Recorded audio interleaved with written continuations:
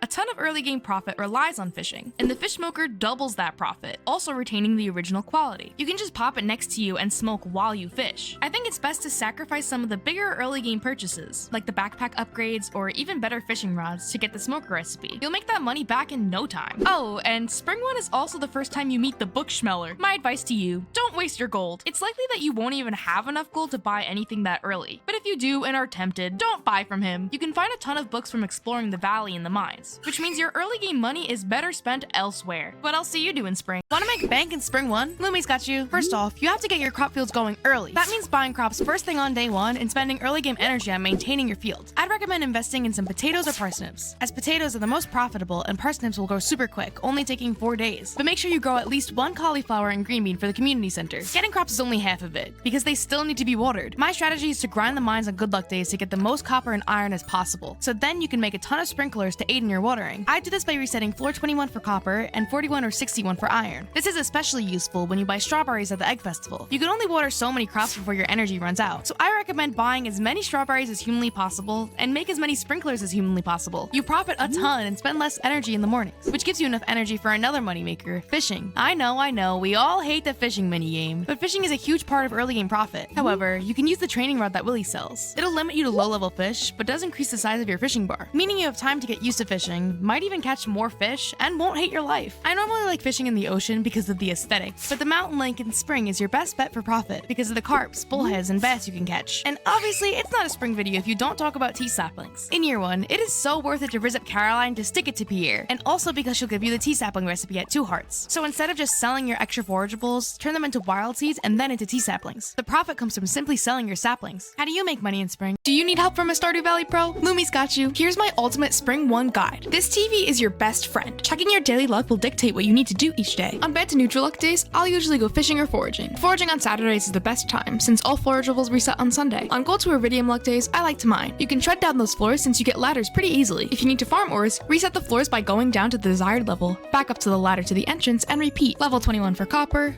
41 for iron, and 81 for gold. Keep at least 2 of everything you get. You never know if you'll need it for a future quest. Check the traveling cart. This lady is here every Friday and Sunday and might have useful things for you, so don't forget to check. For the first half of spring, use extra forageables and spring onions for energy, but from spring 15 to 18, collect all the salmon berries. If you use them for health and energy, you won't have to worry about food for a very long time. And you have to make sure you save some money for strawberries at the egg festival. Strawberries are by far the most profitable spring crop, so if you spend all your gold before the 13th, you're missing out. Before trimming any grass on your farm, buy a damn silo. Marnie's never at her post, so you'll need to collect hay all by yourself. So buy a silo from Robbins and then cut the grass. Are you lost in year 2? Lumi's got you. Here's what to do in spring 2. If you haven't already finished the community center, make sure to tie up loose ends and gather the rest of the items. Red cabbage is a year 2 crop that is required for Emily's dye bundle, so if you weren't blessed by the traveling cart, make sure you head to Pierre's to get one. You should have saved a few strawberries from year 1, so pop those in the seed maker and get your strawberries going early on for some sweet profit. Also by now your greenhouse should be completed, so you can get going on that ancient fruit and keg empire. When your ancient fruit is ready, pop them in the seed maker to get more and plant some starfruit seeds in the meantime. And for your kegs, I recommend growing oak trees in the desert and placing your tappers on them. You can also use the quarry, but I like to use that for the actual kegs. Since the bulk of your wealth will come from crops in year 2, it's smart to invest in some iridium sprinklers. For battery packs, you can place some lightning rods and wait for a storm, or you can get yourself the burglar ring and slay a bunch of iridium bats in the skull cavern. To get the burglar ring, you'll need to slay 500 dust sprites and head to the Adventurers Guild for your reward. It seems like a lot, but just reset floors 41 to 42 over and over. I believe in you. You'll need to start stocking up on hardwood for the Ginger Island boat once you finish the community center, and the horse stables so you can get around the valley easily. Visit the secret woods every day and plant any of the mahogany seeds you find. Speed up the process, you can even use some tree fertilizer. What do you do in spring 2?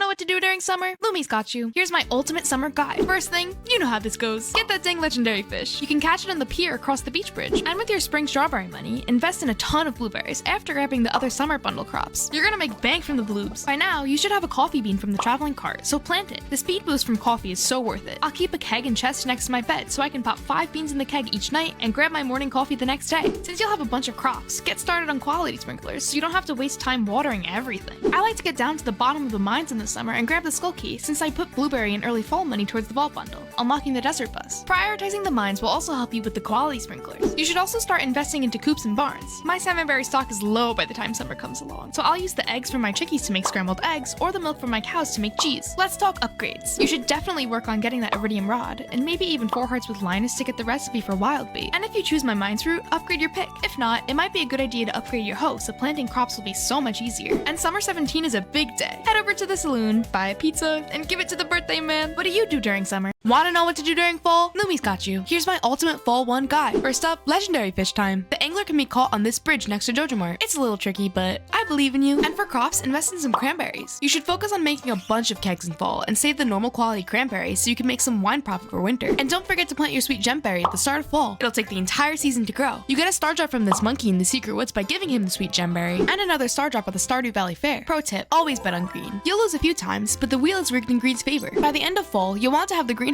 ready for winter. That means planting the full bundle crops, along with the gold quality pumpkin/corn, and the proper animals, easiest being cows, brown and white chickens, ducks, and goats. Also by fall, you should pay off the vault bundle, gaining access to the desert. Head into the skull caverns to get some sweet iridium, so you can upgrade your tools during winter. If you're struggling with energy during fall, blackberry season starts on the 8th and ends on the 11th. The blackberries will last for some time, especially if you've chosen the level 5 gatherer profession, which gives a chance to double your forageables. Extra points if you've made it to forage level 10, choosing the botanist profession so your forageables are always iridium quality. Now what do you do during fall? Want to know what to do during winter? Lumi's got you. Here's my ultimate winter 1 guide. On the first day of winter, wake up and immediately go fish up the winter legendary fish. There are no exceptions. This guy's a tough one, but I believe in you. Fishing in general is a great winter pastime, but if you're like me and think fishing gets a little stale after a while, you can take some time to work on your friendships. I'm a little Stardew sweat, and I often hold off on love and friendship. So in winter, I grab my Santa sack and start the season of giving. Mining is another option, especially since you can unlock secret notes in the winter by entering the bus stop from your farm between 6 a.m. to 4 p.m. and following the shadow dude to this bush. I'll grind ores to upgrade my watering can, make more sprinklers for future seasons, or make kegs and preserve jars. You should also head to the secret woods and start grinding hardwood each day. You'll need 200 for the Ginger Island boat and 150 for a house upgrade. If you like a fancy farm, you can spend time decorating both the land and your house. You can also still plant crops in the winter. Obviously, if you've unlocked the greenhouse, you can plant whatever you want, but you can make use of the winter wild seeds on your farm. Just craft some using the winter forageables you've picked up. Once they're grown, use the lower quality forageables to make more and sell all of the high quality forageables. You can make a ton of money by doing this. What do you do during the winter? Are you lost in winter? Lumi's got you. Here are the best things to do in winter. Now, a ton of people just sleep through the season. And while that is valid, there are much better things to do with your time. Firstly, you can still farm in winter, whether you have the greenhouse or not. You can make use of winter wild seeds, which can be crafted with a bunch of winter forageables. Once they're fully grown, just make even more seeds with your harvest. Repeat this process until you're satisfied with your profit. If you don't plan on farming, you should upgrade your hoe and watering can during winter so you can prepare for the upcoming spring. Something you should definitely do is make like Santa Claus and spam the NPCs with gifts. Since winter is a pretty slow period compared to the other seasons, you'll have time to focus on your friendships and maybe even work towards marrying Haley. And while you're at it, you can save some money to upgrade your house during winter so you can prepare for babies with Haley. It'll also be useful to raise friendship with people like Pam or sadly Clint that can send you useful items in the mail. Now, obviously fishing is an option, but you can use winter as an opportunity to focus on catching the fish you need to catch. Once you catch every single fish, Willy sends you a star drop, so I'll look through my collection during winter to find out which fish I need and when they spawn. But you should always head for the legendary glacier fish on day 1. No exceptions. And of course you can make your way through the mines, or even do a few Skull Caverns runs if you have the desert unlocked. What do you do during winter? The mysterious Mr. Chi gives a much needed challenge in Stardew Valley. His walnut room has a ton of useful items like the horse flute or the key of the town. So here's how to complete some of his quests. Chi's Cuisine calls for the shipping of 100k gold worth of cooked items. This might seem like a lot, but there are a few easy ways to get this done. Firstly, if you're stacked with gold, head to Pierre's and grab 1,667 wheat flour. It costs 166k gold and some change. After that, cook a bunch of bread and sell it to reach the 100k mark. If you're less fortunate, you probably want to focus on getting a bunch of coffee beans. I'd suggest using some space on Ginger Island to plant coffee beans, which you can then make into coffee, then into triple shot espresso. You'll need 669 coffee, which equates to 223 triple shot espresso. If you have the hot Java ring, which gives a chance for monsters to drop coffee, it can make your life much easier. Cheese Kindness calls for gifting 50 loved gifts in 1 week. There are 34 giftable NPCs in the game, and you can only gift a person twice a week, unless they have a birthday in that same week. That means you'll only have to focus on 25 of the giftable NPCs. Your best bet is focusing on universally loved gifts. Everyone loves prismatic shards, with the exception of baby girl Haley, so you can gather 50 prismatics. But not all of us are that skilled, so instead you can go for rabbit's feet. Get yourself a ton of rabbits to prepare for this quest, and as you gain friendship with them, they'll eventually give you their feet. Extended Family prompts you to catch the family of the legendary fish. This quest is an easy 20 G-gems, but does place you on a strict time limit of 3 days. The new legendary fish are in the same spots you can catch the original legendary fish, so get you some seafoam pudding, some curiosity lures, and grind fishing for all 3 days. Guide to weapon enhancements, because real girl bosses don't gatekeep. To start, you're gonna need a bunch of cinder shards, which you can get from the volcano mines. You then use these shards to forge your weapon up to 3 times using a selection of gemstones. Aquamarine increases critical hit chance, and Jade increases critical hit damage. Emerald increases weapon speed, Amethyst increases weapon knockback, Ruby increases weapon damage, and Topaz increases your own defense. You can mix and match gems to get the perfect combo for your playstyle. I personally like to be speedy and beefy with a galaxy sword, so I'll use 2 emeralds and 1 ruby or vice versa. There are also 5 enchantments you can get by placing your weapon in with a prismatic shard. Artful halves your special moves cooldown. Bug Killer doubles the damage you do to all the little bug critters and even kills armored bugs. Crusader doubles the damage you do to monsters like skellies, ghosts, voids, and can even permanently kill mummies. Vampiric gives a chance to lifesteal upon slaying an enemy, meaning you can regain health. And Haymaker doubles the chance weeds drop fiber and increases the chance it'll drop hay. Vampiric is my personal favorite because I am bad and favor some health gain over gamer strats. Want to know the best enchantments for your tools? Lumi's got you. If you're terrible at the fishing game, you want to shoot for the Master enchantment, which adds an extra fishing level, meaning your fishing bar gets bigger and you'll catch fish much easier. For your hoe, I usually shoot for reaching, which increases your charge up capacity for a greater area of effect. That just means you'll cover more ground when hoeing up some dirt. If you're a farm girly like me, you're always tilling the land, so grabbing a few extra spaces on one charge up is useful. For your axe, shaving is definitely the most useful enchantment. It rewards you extra wood on all trees, a chance to get extra hardwood from stumps, and a chance to get extra crops from these giant boys. If you're impatient, you can always go for swift, which increases the tool speed by 33%. My favorite enchantment for the pickaxe is definitely efficient, as you'll use a lot of energy in the skull caverns and the volcano mines for breaking rocks and nodes with your pick. So the no energy drain from efficient is especially useful for your pickaxe.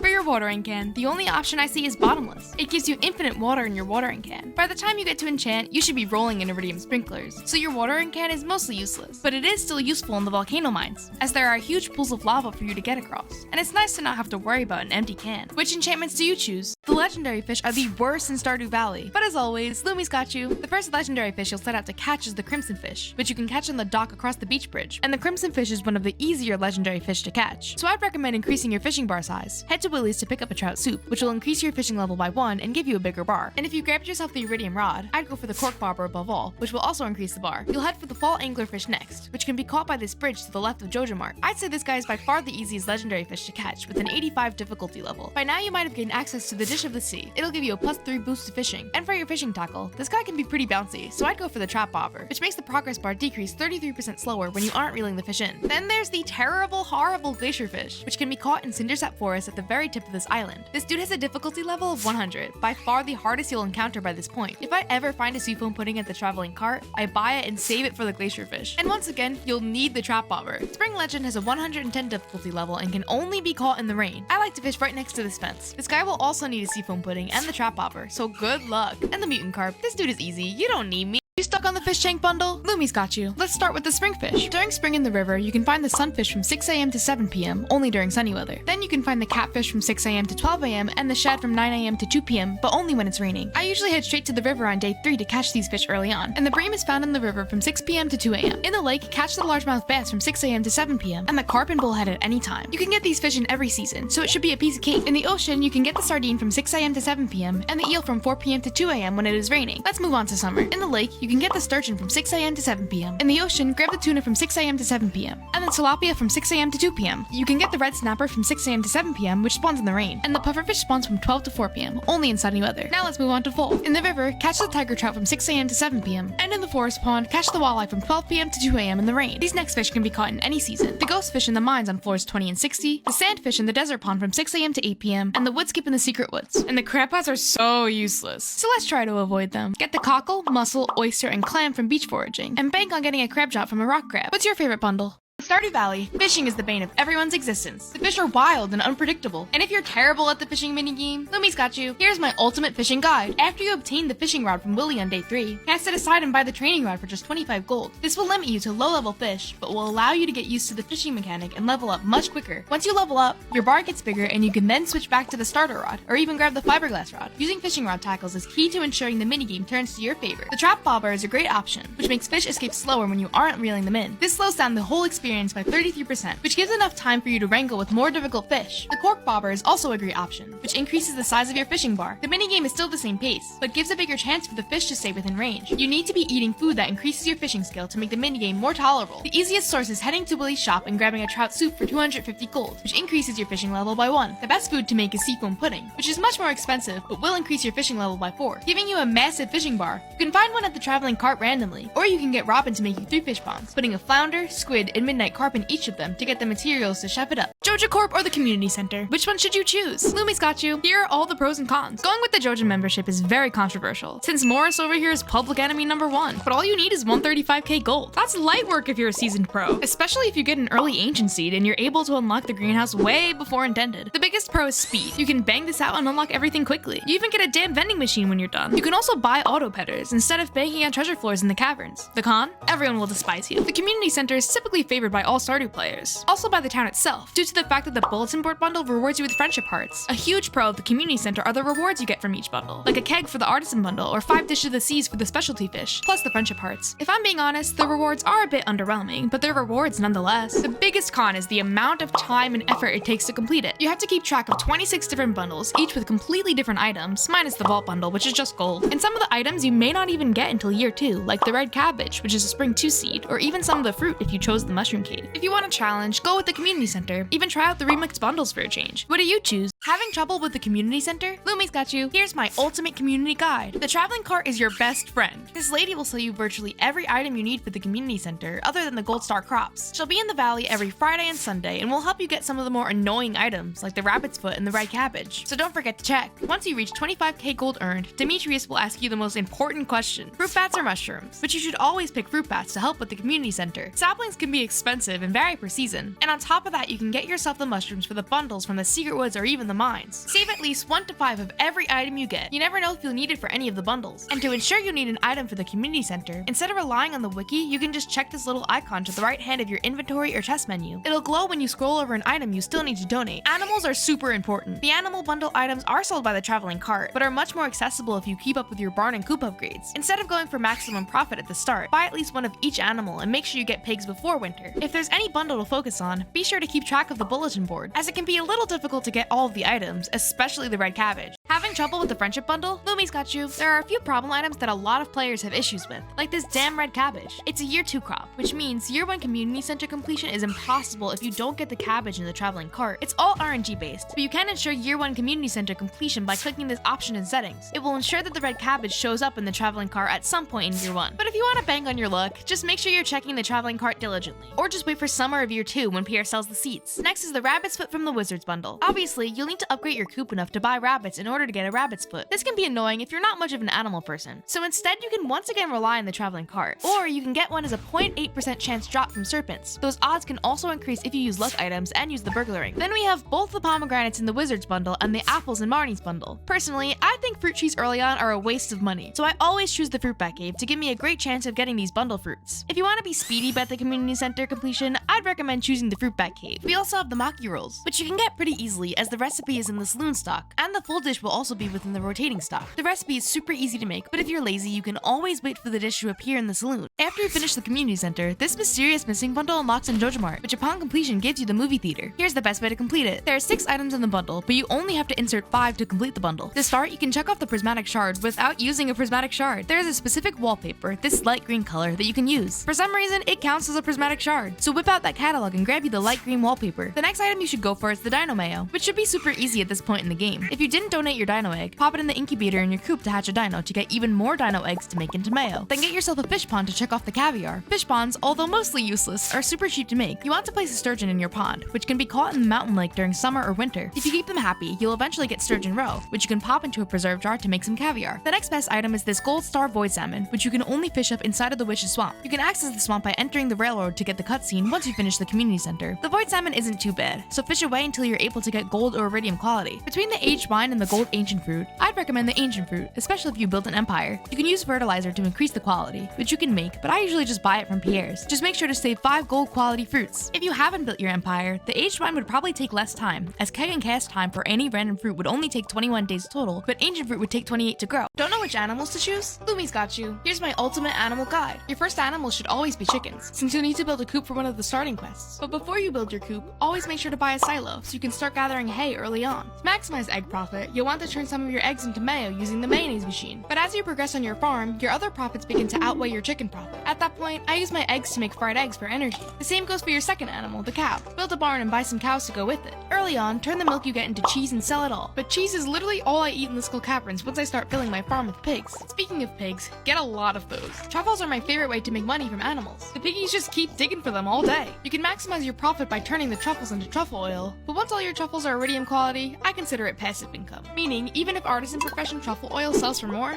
I don't got time for truffle oil. I sell those truffles and still make bank. Late game, you need to get into ostriches. You can get an egg from Journal Scrap 10 on Ginger Island or from random chests in the volcano mines. And you get the ostrich incubator recipe after completing the field office. And when you put the eggs into the mayo machine, you get 10 mayos. What's your favorite animal? Don't know which farm type to choose? Lumi's got you. Here are some pros and cons. The standard is the classic go-to. It consists entirely of farmland, which means you can fit a ton of crops and have room for all of your lovely animals. The simplistic layout also allows for more creativity when decorating. But how boring is this damn farm? Once you've been around the block, you might want to try out a new gameplay experience. But the standard is best for beginners. The beach farm. I hate the beach farm. There's a tiny little patch of grass that you can place sprinklers on. And if you want to have more crops, you either have to hand water them or wait for the greenhouse in Ginger Island. The fishing might be nice, and these crates that sometimes wash up on the shore offer a nice surprise. But I want to play pretty farm game. If you're a pro and are up for the challenge, try out the beach farm, but you won't like it. The Four Corners farm is great for co-op, as each corner can be allocated to each person. The corners even have themes: the forest, the standard, the pond, and the quarry, so you'll have a slightly different experience depending on your quadrant. The cons: who the hell has that many friends? The forest farm is probably my favorite. It's aesthetically the best looking and doesn't differ too much from the standard experience. You'll have a decent amount of land, broken up by a few ponds with actual fish in them. Plus, the left half will have forageables and renewable hardwood stumps. There might be less tillable tiles, but you can still use sprinklers. Fruit bat cave or mushroom cave? Lumi will tell you, the mushroom cave can be quite versatile and valuable. This option is built for pure profit. You can straight up just sell the mushrooms the cave gives you every day. You could also get even more fancy and pop the mushrooms you receive from the cave into a seed maker, which can then be made into tea saplings. Tea saplings are a great way to make money, as they sell for 500 gold a piece. On top of some nice profit, mushrooms can be great energy providers. However, the mushrooms produce every day. God damn, is it a chore to collect mushrooms every single day. At some point, it becomes monotonous and sometimes kind kind of irritating. The mushroom cave is all about profit, but the fruit cave is about speed. You'll need fruit for the community center, since all fruit are options for the artisan bundle, plus a pomegranate and 3 apples are required in the bulletin/friendship bundles. Personally, fruit trees are a waste of time and money early game. The fruit cave will give you a whole bunch of different fruit no matter what season you're in, meaning you can get what you need for the community center super quick. There's only a limited amount of ways you can get fruit, so the one main easy option being completely RNG based kinda sucks. If you are really unlucky, you can just get a bunch of salmon berries or spice berries, leading you to have to buy fruit tree saplings anyway. Despite all of the downsides, you should become a fruit cave girly. The greenhouse in Stardew Valley is the most useful community center upgrade. Don't know what to fill it with? Lummi's got you. Since you have limited space in the greenhouse, you want to be smart about what you're growing. And the greenhouse is shaped a little wonky, so you'll also want to get creative with your sprinkler layout. You'll need 6 iridium sprinklers, 2 to place on the outskirts and 4 off-center in the plot. And you don't want to plant just anything in the greenhouse. I'll always recommend growing a ton of ancient fruit, which you can later make into wine and age it for huge profit. After your first ancient fruit grows, pop it in the seed maker to get more seeds back, then repeat this process until your greenhouse is full. In the meantime, there are a ton of lanes you can go down. If you hate replanting crops, you can always go for pineapples, strawberries, or another regrowable crop, like hops, which produce every day after maturing, so that you can make pale ale. But since hops is a trellis crop, you won't be able to fill the entire greenhouse with it. So I'd still recommend investing in another crop while you wait for your ancient fruit. You can grow starfruit, which you can get from Mommy Sandy. This is always my second option, as starfruit wine can also sell for a pretty penny. On the outskirts, you can place a ton of fruit trees. You probably want to go for pomegranates or peaches. For both of them, each sapling costs a whopping 6,000 gold, but each iridium fruit sells for 280 gold and 308 gold with the tiller profession. To go even further, you can pop them into a preserve jar to sell for 462 gold with the artisan profession. If you're rich as hell, you can even fill the outskirts with banana saplings, which is probably overall the most profitable fruit tree. Want to know how to reach perfection? Lummi's got you. First off, you'll need to finish the community center, fix the Ginger Island boat, and collect 100 golden walnuts to unlock Mr. Cheese Walnut Room. You'll then have access to the perfection tracker. There are a ton of things you need to complete in order to reach perfection, so I recommend choosing to focus on a few things at a time. Anything that requires a whole lot of gold will be pretty easy to take care of with some time, like buying all of the obelisks and the golden clock from the wizard. Build up that ancient fruit empire in your greenhouse and on your Ginger Island farm, growing starfruit in the process, and turning them into wine. You can even age some of the wine for maximum profits. There are a bunch of other money makers, but the bulk of your gold will come from your ancient fruit. However, I'd reserve some space on Ginger Island to grow any crops needed to cook every single recipe. There are a ton of resources that you can use to ensure you collect every ingredient needed. The same goes for the crafting recipes and shipping items. The hardest part is keeping track of what you need. This perfection tracker, made by Destructive Burn, is absolutely incredible. It shows you every resource you need for things like Monster Slayer Hero or Great Friends. If it's a bad luck day, do your dailies and then head into town to gift the villagers. If it's a good luck day, pop a monster musk and head to the mines or the skull caverns to slice some enemies. Most importantly, set goals and definitely use something, like the Destructive Burn perfection tracker, to keep track of everything. Or you could just buy your way to perfection. Here are the cool things that happen after you reach perfection. First off, you can get golden chickens that produce golden eggs. Yep, that's right. After reaching perfection, you have a couple of options in order to get your hands on a golden egg. They'll be available for purchase at Marnie's for 100k gold, or Mr. Cheese Walnut Room for 100 chi gems. Not too bad of a price, especially after reaching perfection. Then, there's a chance this golden witch will appear on your farm in the night to bless you with the golden egg. This goes off of the normal witch encounter, which has a 1% chance to occur. Then, it's a 60% chance that it will be the golden witch instead of the normal one. Finally, you can get them from a fishing chest, but it's a low 0.12% chance. Then, of course, after reaching perfection and interacting with the perfection tracker in Mr. Cheese Walnut Room, you will receive the statue of true perfection. It will produce 1 prismatic shard every single day, which you can sell for some shmoney. You could also use them to enchant your tools and weapons, but you better have done that already before reaching perfection. Finally, there's a secret hat you can obtain once you reach perfection. All you have to do is head to the Ginger Island Forge and interact with the little lava monkey. It will give you this hat titled !3, but it's a concerned ape mask, so now you can run around the valley looking like Mr. Eric Ape Barone himself. Have you reached perfection? Here's what to build and upgrade first in Stardew Valley. Your very first stop to Mommy Robin should be to buy yourself a silo. You never want to cut all of the grass in your farm until you build it, so you have some food prepared for when you get chickies. It only costs 100 gold and takes some clay, stone, and copper bars, so make sure to not use your copper before you get the silo. Then I normally save up more copper to get the first pickaxe upgrade. My goal is to get as many sprinklers early on as I can, so getting down to the iron levels to craft sprinklers will be important, especially since you'll need to save up some money for the egg festival to get a ton of strawberries. I normally hold off on spending until the 13th, but if I've got a little extra money to spare, I'll grab the first backpack upgrade to make my mines runs and fishing days a bit easier. Once I get my first strawberry harvest, I go spend happy. If I haven't grabbed the first backpack upgrade, I go ahead and get that, and then I'll build my coop and stuff it with chickies. And if I'm feeling spicy, I'll even get a barn with the strawberry money. At some point, I'll begin to upgrade my tools, prioritizing the pickaxe and fishing rods while avoiding the watering can upgrade until winter. From here, it depends on your playstyle. I usually like to dump some money into the community center, since unlocking the bus to the desert is the first big goal I set out to complete. But instead, you could build up your animal animal empire. Buy even more crops. Snag that iridium rod from Lily, or save up to upgrade the farmhouse. Don't know which crops to plant? Lumi's got you. Here are the best crops for each season. Starting with spring, strawberries are the obvious choice, but are only available at the Egg Festival shop. You can only get them on the 13th in your first year. So instead, get yourself some cauliflower in the meantime. They're 80 gold at Pierre's shop and sell for 175 gold. Then, save as much money as possible and get some sprinklers in preparation for strawberries. You can even buy extra strawberries to get ahead in spring too. For summer, you need to invest a ton of gold into blueberries. Just like strawberries, blueberries regrow and can regrow up to 4 times if you plant them on summer 1, which means you only have to plant once if you buy enough on the first day. Other options include starfruit, only if you've unlocked the desert, gaining access to Mommy Sandy's shop. Starfruit do not regrow, but if you turn them into wine, they will make you bank. Corn is also a great option, since corn both regrows and will continue to grow all throughout summer and fall. So that's profit across 2 seasons. Fall crops are kind of controversial, since there's a big debate over cranberries versus pumpkins, but I still suggest cranberries because I'm lazy. Cranberries are also a crop that regrows, meaning much less work for you for virtually the same profit as pumpkins. You could also plant pumpkins, since pumpkin juice from kegs gives amazing profit, but I'd spend majority of your gold on cranberries. Sweet gem berries are also a great option if you happen to have a bunch of them from the traveling cart. Just make sure you plant them on fall 1, since they basically take all season to grow. You may think you can't farm in winter, but you're wrong. You can plant winter seeds, which you can craft using a crocus, crystal fruit, snow yam, and a winter root. You can do this to sell the forageables, or even make more winter seeds, craft green tea saplings, and sell the saplings, making winter farming extremely worth it. At the start of year 3, you need to light all 4 candles on Grandpa's shrine to receive the Statue of Perfection, which you can then duplicate for infinite iridium ore. Don't know how to light all 4? Lumi's got you. Lighting all the candles depends on a point system, which ranges from 0 to 21 points, but you only need a total of 12 points to get the statue. You can get points by completing various milestones throughout the game. The first category deals with relationships. If you're married or roommates with a little shadow man and have your house upgraded twice, you'll receive 1 point. You'll receive 2 points from having 8 or more hearts with 10 villagers, 1 point for the first 5 and another point for the next. Add 1 more if you have 5 plus hearts with your pet. So fill that damn water bowl. The next category is money, the first point being 50k gold earned, the next 3 being from 100k to 300k, 1 from 500k, and 2 from a million gold. The next category is skill points. You get your first point by having 30 skill points, and 1 more by having all skills maxed. This should be a piece of cake, as your skills will level naturally throughout gameplay, and you should have them maxed by year 3. Next, we have achievements, which are definitely a little more difficult. Your first point comes from completing the museum collection, the next from catching every fish, and the last from shipping every item. You might want to avoid seeking out these points. If you've gotten down to the bottom of the mines and grabbed the skull key, you get 1 point. Another point if you've donated at least 60 items to the museum and got the rusty key. And 3 points from the community center, 1 for finishing it, and 2 for viewing the completion cutscene. You need to do these special board quests to unlock extremely important items in Stardew Valley. My personal favorite is a curious substance. The wizard will ask you to find him some ectoplasm, which you can get from slaying ghosts in the mines. I like to reset floor 61, as a ton of ghosts will spawn, and the floor is pretty small. Once you complete it, the wizard will send you the recipe for mini obelisks, which will make it easier for you to travel around your farm. Aquatic overpopulation is also extremely important. Demetrius will ask you to catch 10 seasonal fish, depending on the season, which will award you the farm computer recipe. The farm computer will tell you when crops are ready in the greenhouse, when machines are ready, and more. So you don't have to waste time checking your kegs or greenhouse. You can just take a look at the farm computer. Evelyn's gifts for George can only happen in spring, so make sure to grab it when spring comes around. You'll need to gather 12 leeks and place them on Evelyn's stove. She will then send you the coffee maker, which will produce 1 cup of coffee every morning. Place it down right next to your bed so you can grab a fresh speed boost whenever you wake up. You can even save them to make triple shot espresso. Willie will ask you to gather 100 bug meat, which is a piece of cake if you spend your day going through floors 20 to 29 in the mines. He'll give you the recipe for the quality bobber. The wizard's prismatic jelly quest will send you to the mines to slay a rainbow slime, which you can find easily between floors 95 to 115. He'll give you the monster musk recipe, which attracts even more monsters to you for a bigger challenge and more loot. These mysterious shrines are hidden inside the wizard's crazy ex's house, so what do? Lumi will tell you, the Shrine of Selfishness on the left sacrifices your children for you. For the price of a single prismatic shard, all of your problems will go away. The little pests turn into doves. Also, if you check these question marks on the TV on fall 26th, this ancient doll will pop up on your screen, further condemning you for your actions. But if you head back to the hut on another day, your children will literally haunt you. And finally, if you have the telephone, you might get a message from your sacrificed children. It literally spells out, "You have forsaken us." And I'd do it again. The Shrine of Memory in the center wipes the memory of all of your ex-spouses. For just 30k gold, it's like your relationship never happened. For instance, if I had divorced Haley for some godforsaken reason, I can just pop 30k into the shrine and it would completely reset her heart points. When I go to talk to her, she acts like it's the very first time that we met. The shrine will also work for Krobus if you kick him out of your house. The Shrine of Night Terrors on the right makes it possible for monsters to spawn on your farm during the night. It requires one strange bun to lift the magic seal of protection and let all of the monsters in. The only real reason you do this is either for a really creepy farm or because you want to get the living hat. These green golem dudes have a higher chance of giving you the living hat and can only be spawned on your farm. If you decide to go through with this, you have to give another strange bun to reactivate the seal and be rid of the monsters. Now the question is, will you sacrifice your children? Want to know where to find all the star drops? Lumi's got you. The easiest one to obtain will be at the Stardew Valley Fair. You'll need to gather 2,000 star tokens, which is fairly easy if you use the wheel. Always bet on green, as the wheel slightly favors it with a 75% chance it'll land on green. You'll get that star drop in no time using this method. The next one can be obtained by giving a sweet gem berry to Old Master Cannoli in the Secret Woods. You can get the rare seed from the traveling cart and use this chair trick to get inside if you haven't upgraded your axe. Our little Shadow Man Krobus has a star drop for sale for a hefty but necessary price. To unlock Krobus' shop in the sewers, you'll need to donate 60 items to the museum to receive the Reci Key. And once you donate all 95 items to the museum, you'll get another star drop from Gunther. Another one is obtained by getting married. Once you're married to your spouse of choice, give them gifts every week to raise their hearts up to 12 and a half. And once you hit that half mark, they'll give you a star drop when you talk to them. You'll get a star drop from a chest once you reach the bottom of the mines, which might take a while, but if you properly upgrade your tools and head to the mines on good luck days, it should be a piece of cake. The most time-consuming and hardest star drop to get is by catching all of the fish in the game. This means you gotta catch the legendary fish, all of the fish in the valley, and the ones on Ginger Island. So grab some seafoam pudding, a trapper bobber, and get to fishing. Want to know how to lay out your farm? Lumi's got you. First off, depending on the farm type, you'll probably have varying levels of land. So I'm going to be explaining what I think your standard farm should look like. My silo always goes to the left of my farmhouse. Absolutely no exceptions. You're gonna want to get the silo as your first building regardless. So I'll always tuck it into this corner to preserve space. Personally, I like making money, so most of my farmland is spent on grinding crops and artisan goods. I always try to make space for two separate crop fields, a smaller one in front of the farmhouse and a bigger one all the way to the left of the farm. In between these plots is where I put all of the buildings. I'm not a big animal girly, so I'll usually have one coop and one barn tucked away on the outskirts. And obviously you're gonna need a plethora of sheds. I use them for everything. Fill them with kegs, preserve jars, crystallariums, or even garden pots to fit even more crops. In any of the small extra spaces, I'll either add some decorations or I'll place some bee houses with a seasonal flower in the center. And these solar panels are also essential, so any chance I get, I place a solar panel. There are a ton of buildings that are just plain unnecessary, like the mill, because you can just buy wheat and rice from Pierre, or the fish ponds that are just so useless and unprofitable. But I always add this one unnecessary building, the slime hutch. You can make some passive income from the slime hutch, but for the most part, they suck. But I think they're silly, so they always have a place on my farm. These are the most underrated items in Stardew Valley. Firstly, I've got to talk about the mini obelisk. You can get the recipe by completing the Wizard's Ectoplasm special board quest. By placing 2 down, you can teleport to zip around your farm super quickly. I usually will keep the first one near my chest or near the farmhouse, then keep the second one tucked away in my inventory for quick access. After you complete the community center, Sweet Granny Evelyn will show up to give you the garden pot recipe. You can make such great use of these things if you got a spare shed lying around. Fill it up with your garden pots and pop in some regrowable crop like blueberries or strawberries. Better yet, if you've bought the deluxe retaining soil from Ginger Island, you don't even have to worry about watering them. I also am a slingshot diehard. This thing is super useful in the Skull Caverns, especially if you want to avoid combat whenever possible. Pop some explosive ammo in your slingshot to blow stuff up from a safe distance. Once you make it past level 100, you can literally just blow up any iridium near the ladder, then pop a staircase. It is such an efficient method of grinding ore, since the further you get down, the more iridium spawns. This may be a hot take since y'all are scared of monsters, but I really love Monster Musk. You get it from another one of the Wizard's special board quests, the Prismatic Jelly one. Using the Monster Musk will double the enemies you encounter. There are a ton of monsters that drop really great stuff, and if you pair this with the Mighty Burglar Ring, you will come out of the Skull Caverns even more rich. The catch is, you gotta be good at combat, but I believe in you. What is your favorite item? Are you starving and low on energy? Lumi's got you. Here's my ultimate energy guide. During early game, you always want to survive on forageables, which mostly consists of spring onions from the forest and any other extra forage laying around. 2 key foraging periods will be from spring 15 to 18 when salmonberry season starts, and fall 8 to 11 when blackberry season starts. You'll find these berries on bushes scattered throughout the valley. Once you get the house upgraded and unlock the kitchen, you'll be able to cook sashimi, which is a super easy substitute for when you run out of berries. For sashimi, you'll want to use the low quality fish you catch instead of selling them all. If you're regrettably a crab pot enthusiast, you can also use periwinkles and even the clams, cockles, and mussels you forage from the beach. Once you retire sashimi, my favorite way to maintain energy is cheese. The Desert Trader sells cheese for 1 emerald on Fridays, so if you're stacking gems, cheese will be no problem for you. At the point you'll start eating cheese, you'll probably have a bigger animal product income from truffles, so you can even use the milk you get from your cows to make cheese for energy. I'll even sometimes stick a few rubies and crystallariums to stack spicy eels, which the Desert Trader also sells, and end up using them for energy. If you chose wrong and wound up with the mushroom cave, you can also use life elixirs to hold you over. There is a Ginger Island mushroom cave, so my fruit baddies can also benefit from life elixirs. What do you like? Are you single and lonely? Lumi's got you. Here's my ultimate romance guide. The first step is actually picking who you want to romance. If your answer is anything but Sam, you're doing it wrong. After that, you'll need to start gifting. You can gift your villagers twice a week, so make sure you visit your candidate on 2 separate days. And never forget your lover's birthday. If you give them a love gift on their birthday, you can gain as much as 4 hearts depending on that gift's quality. I recommend picking up a calendar from Robin's early on. It's only 2,000 gold. A worthy investment since you can check the calendar as soon as you wake up, never missing a birthday. As for what to gift, that varies per character. Alex likes to be difficult, so he loves salmon dinners and complete breakfasts. Elliot loves lobsters, but if you're a fruit cave baddie, you can give him pomegranate. Harvey loves coffee and truffle oil, so stock up on those pigs. Sam loves pizza,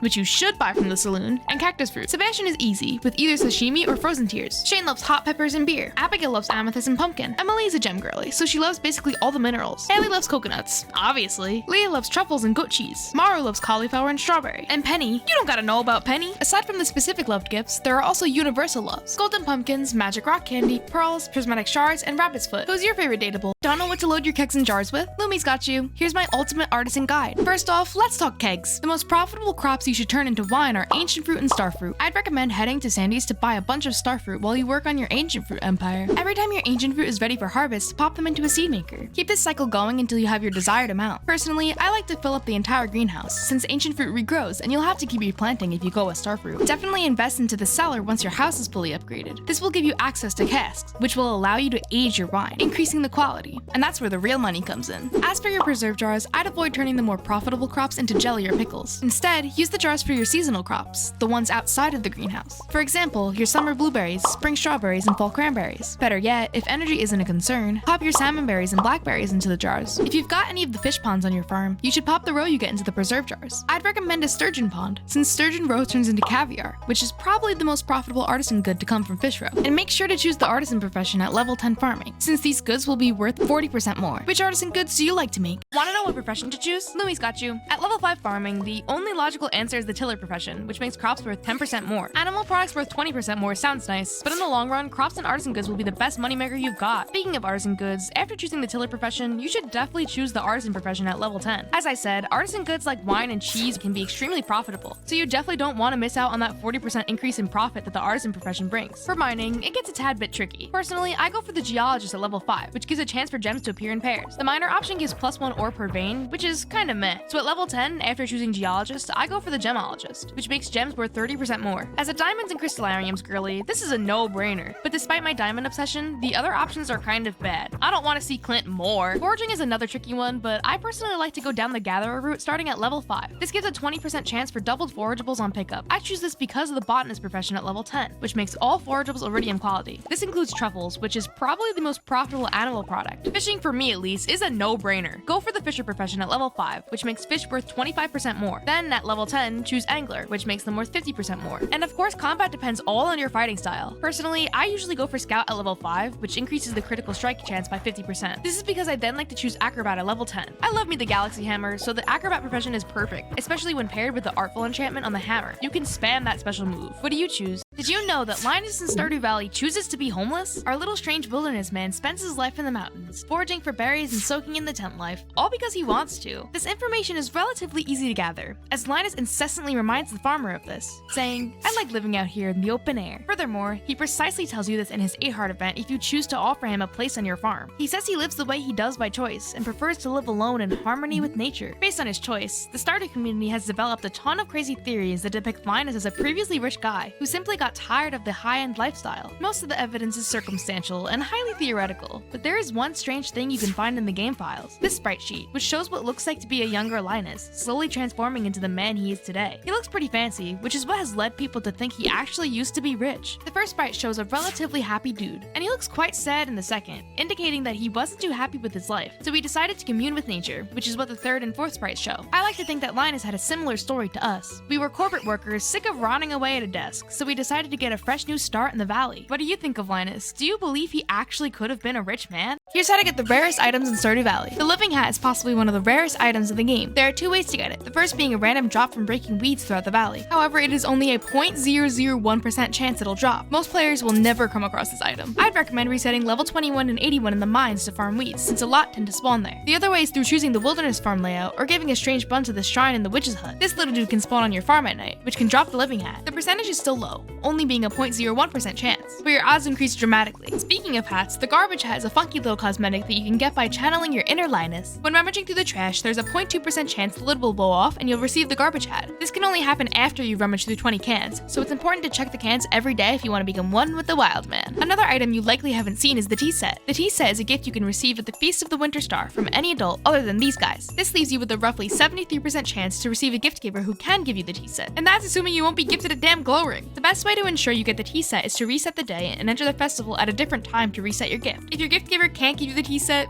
better luck next year. Did you know about these hidden items in Stardew Valley? The CJB item spawner mod allows you to spawn in any item within the game files, meaning you have access to items you can't normally get in the base game, like the Cheese Arena Warp Totem. The item description says to be prepared for a challenge at Cheese Arena. Perhaps it was meant to be some kind of endless monster mode, or these fireworks. They come in green, purple, and red, and the description reads, handle with care. I don't know about you, but setting off fireworks in Clint's house is very tempting. The coolest unobtainable has to be the jukebox ring, a ring presumably meant to play any song whenever you want. Saloon music in the caverns would hit different. The dateables even have their own set of weapons, like Sam's old guitar, Haley's curling iron, and Elliot's damn pencil. I would love to swing at Penny with her own frying pan. Other unobtainable weapons like the Holy Blade were even meant to serve a greater purpose. Concerned Ape said during pre-launch there was a mines option between the Holy Blade, more damage to ghosts, skeletons, etc., or the Dark Sword, a chance to leech health from enemies. But you can't get it now. This panda hat is only available to players who use WeGame, a Chinese gaming platform, but you can get it with the item spawner. It is so damn cute. Other hidden clothing includes this tie-dye shirt, these cowboy boots, and this red button vest. What do you think of these items? Here's some Stardew tips you need to know. To access the witch's hut, you'll need to give a void mayo to the henchman in front of it. You could hatch a void egg, or just fish up the void mayo in the swamp. There's a 25% chance you'll catch one. Now you can sacrifice all the children you want. You could also catch void mayo infinitely, as long as you don't have one in your inventory and haven't given the henchman the mayo. So pop a chest down and place your mayo inside every time you catch one. If you're tired of buying grass starter for your animals, place grass on the same tile as your fences. Your animals will be unable to munch on it, which means it'll be an infinite source of grass and your animals will be happily fed. Always take your hoe to the mines. These little dirt patches in the mines have tons of amazing things for you, like cave carrots, clay, and artifacts. And hoeing these patches is the easiest way to find the dwarf scrolls. The best part is that you can untill the land with your pickaxe and retill it for more items infinitely. There's a huge patch in floor 103, which will definitely give you some really useful items. Battery packs can be few and far between, but there are ways to get a ton without relying on thunderstorms. If you've unlocked Ginger Island, you can do Caroline's special board quest, which will give you the recipe for solar panels. You could also befriend Pam, who will occasionally ship you some battery packs in the mail. My favorite way is using the burglar ring, which you get from slaying a ton of dust sprites. You can then farm a bunch of iridium bats in the Skull Caverns, which will have an increased battery pack drop rate due to the burglar ring. Did you know these Stardew Valley secrets? Slimes can talk. If you hatch them in the town, they will literally greet the villagers as they walk past. There are 12 presents you can fish up in the valley in certain spots. My favorites being the frog hat you can get in the Frog's Cave on Ginger Island, iridium crobus in the forest pond by the sewer, and the Vista painting in the spa pond. There are 3 statues you can obtain by placing items in boxes scattered around the valley. A super cucumber above Clint's for the Squidward looking dude, duck mayonnaise here for Pinky Lemon, and a strange bun here for Forgamon. The secret notes include some of my favorite secrets, like Secret Note 21, which leads you to clicking this bush by the beach entrance at exactly 12:40 a.m., where you'll find these buffoons fooling around, or Secret Note 19, which leads you behind Mayor Lewis's house, where you'll find a solid gold Lewis statue. Mine is Krobus because Krobus is my mayor, but you get the point. The most useful secret note is number 20, which leads you to this truck next to Joja Mart. The shady dude will ask for a rabbit's foot, and by feeding into this request, you'll get the special charm, which increases daily luck permanently. The strange capsule is a rare event in which this thing spawns on your farm. After it hatches, there's a 1% chance you'll see this little guy running around the valley, so keep those eyes open. What are your favorite secrets? Are you sick of standing in the corner with Clint during the flower dance? Lumi's got you. Here are the best and easiest characters to romance. In order to get a dance partner at the flower dance, you need at least 4 hearts with a dateable, or else you'll have to deal with shame and rejection. There are 2 prime targets you can go for. The first being our blonde baby girl Haley. You'll need to get 1,000 heart points, which is totally doable with Haley's like gifts. The easiest gift to give her will be daffodils, as they are all over the valley in spring. You want to aim for 2 gifts every week, so you'll need 8 daffodils, and that'll give you 360 points. Plus, Haley's birthday is spring 14, a whole 10 days before the flower dance. Giving her a daffodil on her birthday will award you another 360 points, the grand total being 720 points. Talking to an NPC gives you 20 points, so that remaining 280 can come from simply talking to Haley around 14 times. You can also do any special board quests for Haley, which will give you 150 points each time, so give her that super cucumber and you'll be ready to dance. The second person is, regrettably, our not so lovely Shane. You can make Shane love you a little easier if you're okay with spending some coin. Beer is one of his loved gifts, which costs 400 gold at the saloon. Like Haley, his birthday is on the 20th, which is before the flower dance. So if you follow the same process, talking to him, gifting 2 gifts every week, and 1 gift on his birthday, you can easily dance with him. But why the hell would you want to do that? You know you can change the color of your Junimos in Stardew Valley? I can show you how. By placing any of these gemstones inside of your Junimo hut, which you can get from the wizard for a pretty penny. You can have any color you want. I always place a prismatic shard in there because who the hell doesn't want funky little rainbow dudes? These are the rarest events in Stardew Valley and the cool things they do. Did you know that your animals have a possibility of being attacked? Yep, that's right. There's a chance for the wild animal attack event to happen overnight if you just so happen to leave a barn or coop door open. If the event is chosen, one of your animals will disappear and the other animals will be horrified. Their status message saying that they look paranoid over something bad that happened last night. My favorite of the bunch has got to be this little witch. She can turn your normal chickens into void chickies, but I love when she visits my slime hutch during the night. The next day, all of my slimes turn into little void slimes that look so damn cool. After your first year, there's a chance that you'll hear some kind of UFO sound overnight after going to bed. The next day, this strange capsule will show up on your farm. After a few days, you'll notice the capsule has been broken open. There's a chance you might see this funky little dude running around after dark at the bus stop or in the town. Have you seen any of these events? Don't donate your first prismatic shard or dino egg. The Gunther tracks may tempt you, but don't do it. I'll be mad. Take your first shard to the desert for the galaxy sword and pop that dino egg into your incubator to hatch a dino. And don't sell your gemstones, as the desert trader sells a lot of useful items in exchange for gems, like spicy eels for rubies, staircases for jades, and quartz for bombs. Don't sleep on the secret woods. Eventually, you'll need a lot of hardwood, so whenever you can, stop by the secret woods and chop down those stumps. A great time for this is on Fridays and Sundays after you visit the traveling cart, since you're already right there. And don't forage every day. The spawned forageables will reset on Sunday, so you can collect all the forageables for the week on Saturdays. This will save you a lot of time and allow for you to get more things done throughout the week. Don't run around like a madman with valuables in your hands. Shane doesn't deserve that prismatic shard, and I'm sure Haley doesn't need an entire tree. Don't forget about the Queen of Sauce. Every Sunday, the TV will show a new episode, and this will be your main method of learning new recipes. While you're at it, get into the habit of checking the TV every day for your daily luck. Put it right next to your bed so you never forget. Don't get axe happy. Preserve some of the trees on your farm. Growing new trees takes some time, so you want to have at least some trees for tappers. And just a friendly reminder, don't marry Sam. He's mine. Are you looking to spice up your romance in Stardew Valley? Lummi's got you. Here are some of the best romance mods. First up, we have the free love mod, which allows you to date and marry as many people as you want. You can really catch them all without all of the saloon cutscene consequences. Plus, if you pair it with the right mods like hugs and kisses and bed tweaks, they'll even love each other. Then, my personal favorite, we have date night, which adds a chance for your spouse to ask you on a date. There are so many dates to choose from, like the camping date or the beach date, with some even having suggestive endings. Your spouse actually does something with this mod, which is much better than watering already watered crops. If you want to marry Mommy Caroline or Mommy Robin, but these two buffoons are in the way, fear not, just download their romance mods. You can date them and marry them, kicking their husbands to the curb. Both mods come with new dialogue and new heart events, so their marriage storylines feel even more real. You can even marry even more undateable characters with the Civ's marriage mod. The list includes pretty much all the 9 remaining NPCs, the highlights being Sandy, Willy, and the Wizard. And if you want to marry a certified nice guy and a corrupt mayor, you can do it with this mod. This is more for convenience, but if you want to romance a villager without having to pull up that damn wiki every 5 seconds, get yourself the Gift Taste Helper mod. You can scroll over a villager in the menu, or even from the calendar to find out their list of love gifts. This mod fixes the biggest mistake in Stardew Valley. Clint, say hello to Clarice, Clint's beautiful replacement. Anything's better than Clint. Stardew Valley girl turns the bachelors into bachelorettes. Why? Because women. Samantha has a lovely face, and Elliot looks like she's gonna go all doki doki on me. Who doesn't want that? Self-serve allows you to access the shops without a shopkeeper present, so we don't need this guy anymore. Get out of here. And while you're at it, Mayor Lewis can scram too. And whatever this thing is over here. She's only useful for transportation anyway, using the Pam as a horse mod. You can ride Pam. How exciting. You can also beckon Pam Horse to you anywhere using the Horse Flew Anywhere mod. She can take the punches for you in the Skull Caverns. And if you're into collecting them all, download the free love mod. This mod lets you marry everyone at once, so no more having to take your pick of the litter. The litter is yours. You can also download the swim mod to take a dip whenever and wherever you want. If you ever want to just square up in the middle of the valley, download boss creatures. These guys are actually kind of difficult, so well worth if you're in need of a challenge. Have you ever wanted Marnie to be bald? Yeah, me neither, but you can do it with the head shaving alteration mod. Oh, and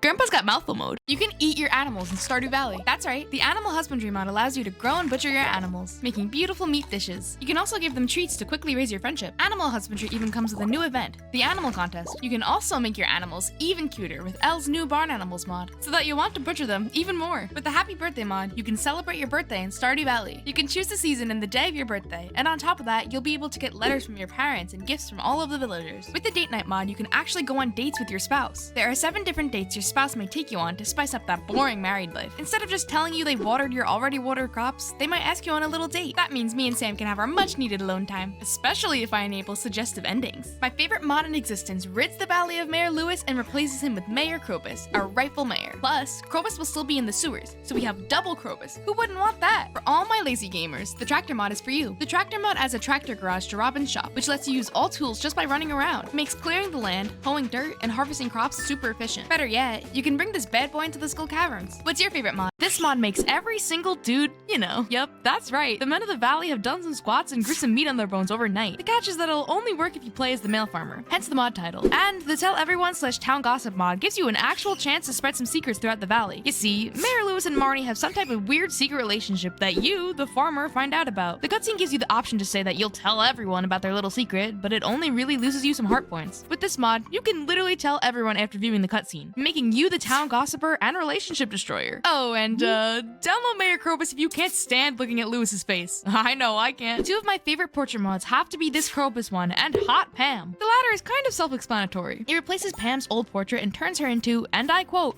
a hot trailer mom. The Krobus portrait literally just gives him a jawline and the silhouette of an anime catboy. Isn't that just great? What's also great is the one sprinkler, one scarecrow mod. Can you guess what it does? It adds one sprinkler and one scarecrow. It's actually pretty useful for lazy gamers, as you only need this single sprinkler and scarecrow to water and keep crows away from your crops. But look at the damn scarecrow, it is so incredibly cursed. What are your favorite mods? What your favorite Stardew NPC says about you. If you like Lewis, literally what is wrong with you? You are deranged. You've got to be either the worst person in existence, really old, or both. That, or you like wearing his undies, for all of the wrong reasons. If you like the wizard, you're a freak, and not in the bad way. I just know you've got a hot wizard portrait mod on and choose to romance him over every other candidate. Casting spells really does it for you, I guess. If you like Krobus, you are just precious, just like the little shadow man. You definitely choose him as your roommate every save file, but I feel like that's the only thing you know how to do. You're broke, probably have a fancy farm, but have made no Ginger Island progress, if you've even got there yet. If you like Willy, you don't like him, you want him. Papa Willy is the shaggy little guy of your dreams. Ironically, you probably hate the fishing minigame because you can't do it, but you still love the little fish dude. If you like Jazz or Vincent, why? They are grubby and gross, probably just like you. And if Pam's your girl, you are probably chaotic as hell. You've definitely loaded your game up with this psycho. Pam horse, Pam bus, even Pam house. You're a frequent saloon dweller, drinking up all the cold ones with Pamela herself. And if Robin is your favorite, let's face it, you fell in love instantly and haven't let go since, marrying Leah to fill that empty void. Who's your favorite? What your Stardew pet option says about you. If you choose the gray cat, you are correct and I love you. I know that you are rolling in riches. You've probably duped the Statue of Perfection more than enough times, and consistently get down to level 100 in the Skull Caverns, without the elevator mod. If you chose the floppy ear dog, meh, I think you're probably just a tad bit boring, maybe even typical. Harvey's the only person you've romanced, and I have a feeling you have a single year 5 save file, but still haven't made it to Ginger Island. Orange cat enjoyers are just like concerned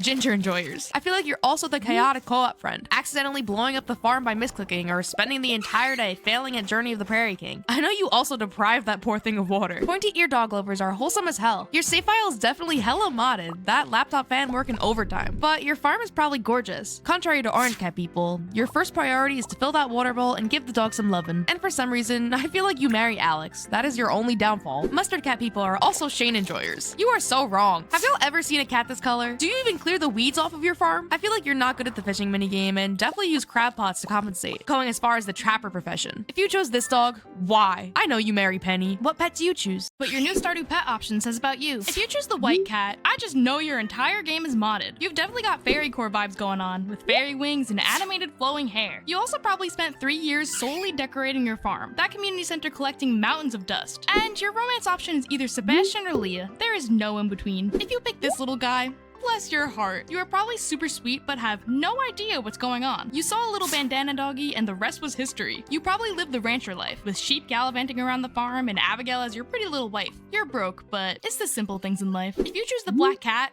which, just kidding, I love you so much. You are absolutely correct, and I bet you got an entire house filled with these things, growing all of the best crops, making a giant keg empire, and hoarding every single material. You need a big chest. Now, if you pick this dog, I am scared of you. I don't know why. That's all. If you're a normal turtle haver, meh, you're too broke to spend money on the fancy turtle, so you settled for the lesser specimen, much like how you married one of the many lesser gingers once you found out Robin was off the table. If you're a purple turtle person, you're alright. I do think you saved up for days for this little guy, but you made its life worthwhile. You pet and water it every single day. We're devastated when you found out it can't wear a little hat, so married Shane to cope with the anguish. Oh, and for some reason, I feel like you're a die-hard JoJo stan. Morris really does it for you, I guess. Which pet do you choose? What your Stardew farm type says about you. If you chose the standard farm, you obviously have love for the classics. You might be boring as hell and don't care for a bigger challenge, but at least you're consistent. You're a seasoned Stardew player that plays the same way every single farm you make. Or you're a beginner who didn't even realize you can change your farm map. Either way, I know you're using every inch of that space to plant crops to your heart's content. If you love the Four Corners farm, you like to be organized and love all the space that you get. You play a farm layout that is perfect for groups or pairs, but let's face it, I know damn well none of us have friends. If you're a hilltop girly, you are extra as hell. You hate things that make sense and probably chose this farm thinking that you get to mine and fish on your front doorstep, but instead, you get trash. And I know you're broke. You ain't making any gold on this farm. If you chose the forest farm, I love you and you are always right. I bet you even have the Stardew wiki memorized. If you love the beach farm, are you okay? Do you love yourself? And finally, why? Why? Beach farm enjoyers probably just love the aesthetic of the beach theme, hence their go-to farm. Unless they really hate to grow crops, so the lack of sprinklers doesn't bother them. Or they just like to torture themselves and hand water fields of crops every single day. What is wrong with you guys? What is your favorite farm type? What your Stardew Bachelor says about you. If you're an Alex lover, just like him, brain cells are hard to find. Alex was the first dude you saw outside his house spinning that damn grid ball, and it was love at first sight. You probably don't have much experience in Stardew and play pretty farm game to grow flowers. It's a phase, trust me. If you're a Shane lover, are you okay? You probably dodge every red flag that comes your way because you've caught I Can Fix the Midas falling for this dude. Maybe you just love blue chickens and don't know you can get them without marrying him. You love a charity case. If you're a Sebastian stan, you will live, breathe, and die for that little emo boy. You're probably an introvert that loves playing Stardew for hours and hours on end. You've probably dyed your hair a funky color a time or two and definitely had a Vampire Diaries phase. If you're a Sam lover, you're probably me. You are a die-hard 5 Seconds of Summer fan and have a thing for rebellious blondes. Skater boys are your weakness and you probably are the sweetest angel in the world. Only hot girls love Sam. If you love Elliot, I just know you're a book girly. You only read romance novels and you're a romantic at heart. I feel like you thrift all your clothes and drink a matcha tea latte every morning. If Harvey's your man, why? You probably like little nerdy shy dudes and think Harvey is absolutely precious. Maybe you're a little boring, but probably have an obscure collection of something, just like Harvey with those damn planes. What your Stardew Bachelorette says about you. If you're a Haley lover, you are always correct. You love yourself a blonde bombshell with character development and were entranced by her lovely charm. You've got golden retriever energy and love when people are mean to you. If you're a Penny stan, why? You probably had a crush on one of your school teachers at some point and feel for Penny for her charitable ways and that damn mother of hers. You're boring. I'm not sorry. You love Emily. You're just as insane as she is. You too collect crystals with healing powers. And you probably are a huge animal lover. And let's be honest, you married her for that funky magic outfit. If Leah is your girl, you've got a hefty appreciation for the arts. You definitely had a Hunger Games phase and love Leah for that Katniss hair. You have a ton of confidence and want to pass down some to hype up your girl, but her statue's ugly. If you love Maru, you too are a mega nerd. You also hate Demetrius and seek revenge by buttering up his daughter. You're probably super smart and like discovering new things. Or you're a mad scientist. If you're an Abigail stan, you're not like other farmers. You chose Abby for that purple hair and have a thing for gamer girls. You might need to touch grass and might even be allergic to it. You're probably new to the game and took a liking to Abigail the second she asked you to play Prairie King with her. Who's your favorite bachelorette? Rating the Stardew villagers, but when I place them, I can't change them. Let's go. We're gonna skip Linus for now because he was the first one, and Sam. Sam is my absolute favorite bachelor, but like he's not gonna get a 1, so I'm gonna give him a 3. He could settle into 3 nicely.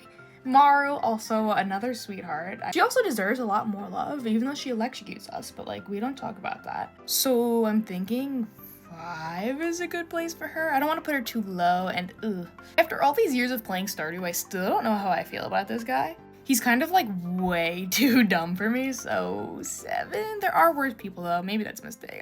Yep, worse people, 8. No questions at all. Even worse people, 10. I don't think there's anybody worse than that man. Willie. I saw this one TikTok where someone drew Willie like really well. So what am I gonna do?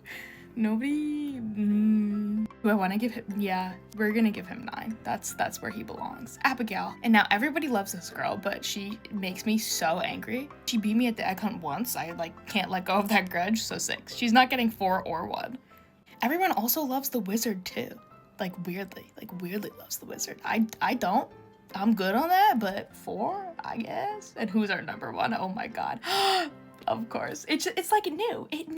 Rating the Stardew villagers based on their winter outfits, but when I place them, I can't change them. Let's go. I have not done one of these since the winter outfits came out, so I thought it might be fun. Linus's winter outfit. I love his winter outfit. He looks like he's trying to camouflage into something. He looks really comfy. And you know what? We love Linus, so like I'm kind of biased too. But he is the first one, so we're not gonna put him too high. I'll put him at a nice number 3. You can't go wrong with that.